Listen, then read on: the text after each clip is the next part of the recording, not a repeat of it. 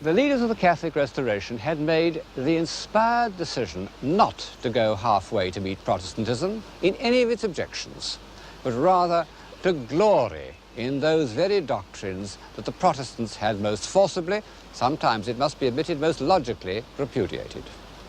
Luther had repudiated the authority of the Pope very well.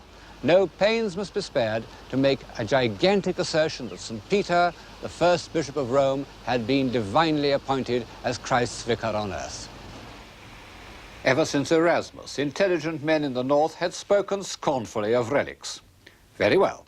Their importance must be magnified so that the 4 piers of St. Peter's itself are gigantic reliquaries. This one contained parts of the lance that pierced our Lord's side. And in front of it stands Longinus, looking up with a gesture of dazzled enlightenment. The veneration of relics was connected with the cult of the saints, and this had been equally condemned by the Reformers. Very well, the saints should be made more insistently real to the imagination, and in particular their sufferings and their ecstasies should be vividly recorded. In all these ways, the Church gave imaginative expression to deep-seated human impulses. And it had another great strength, which one may say was part of Mediterranean civilization, or at any rate a legacy from the pagan Renaissance.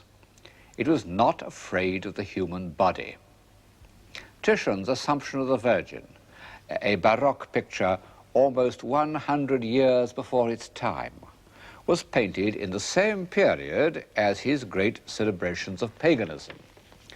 Early in the 16th century, Titian had given his immense authority to this union of dogma and sensuality. And when the first Puritan influence of the Council of Trent was over, Titian's work was there to inspire both Rubens, who made superb copies of it, and I think Bernini. Protestantism, in its overzealous condemnation of sins of the flesh, had also cut itself off from the kind of comforting physical presence that one finds in Bernini's Charity.